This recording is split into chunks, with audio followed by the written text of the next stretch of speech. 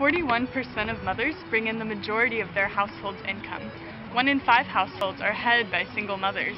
Additionally, only 5.2% of major corporations are run by women. As a result of this imbalance, society and businesses do not reap the full benefits of women's strengths. In order to make more women's voices heard, we interviewed some female leaders to explore their perspectives on women in leadership. Here's what they have to say. I'm Suzanne Carter. I'm LaCoste. I'm Debbie Tribble. I'm Carla Rix. My name is Tahita Fulkerson. Mayra Olivares-Urueta. Hi, I'm Louann Schulze. I aspired to be a professor when I went back to get my master's in business administration.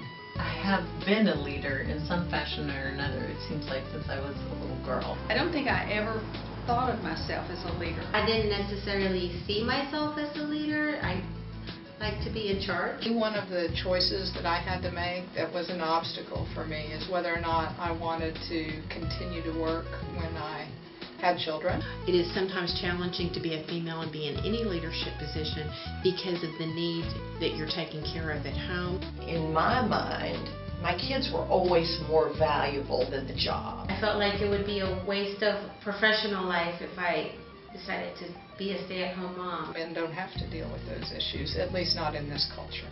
I worked for a gentleman when I had my first child who was pretty firm that women should be home with their kids. The men recognize that you've got talent, but rather than moving you up, the men just use the talent. It's expected that men will be leaders. Women have a tendency to be able to have a calming effect. So in business settings, that's really, really important. My assistant director, we get along great. He thinks differently than I do. It's not just because he's a man, but it's also he comes from a different background.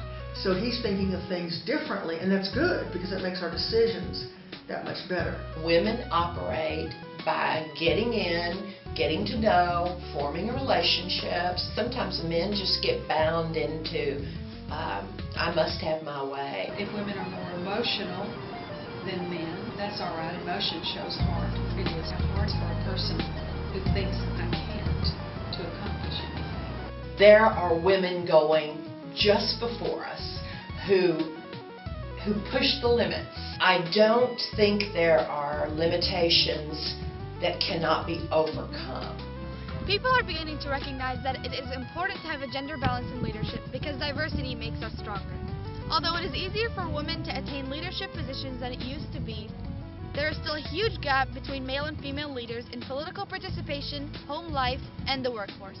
In order to improve this situation, women must continue to push their limits and overcome obstacles such as work-family conflicts, gender bias, and unsupportive coworkers. By doing so, women will continue to prove themselves to be capable leaders. The Project Club Fund in Austin helps women find self-reliance.